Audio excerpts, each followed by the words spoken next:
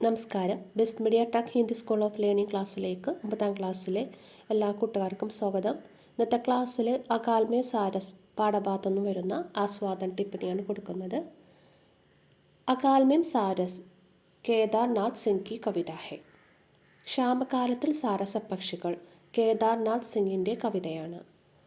ഇസ്മേം പാനി കി തലാഷ് മേം ആയേ സാരസം കാ ചിത്ര ഹെ.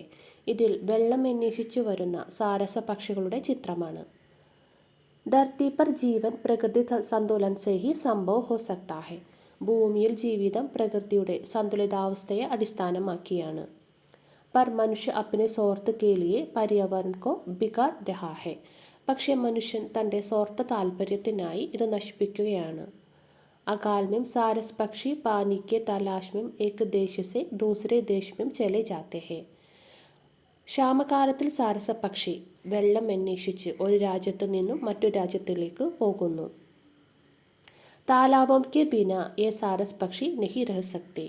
കുളങ്ങൾ ഇല്ലാതെ അവയ്ക്ക് ജീവിക്കാൻ പറ്റില്ല. ഷഹർ में तालाब कहीं नहीं था. പട്ടണത്തിൽ എവിടെയും കുളങ്ങൾ ഇല്ലായിരുന്നു.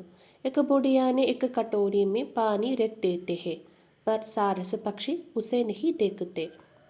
ഒരു വൃദ്ധ ഒരു പാത്രത്തിൽ വെള്ളം നിറച്ചു വെക്കുന്നു, പക്ഷേ സാരസ പക്ഷി അത് കാണുന്നില്ല.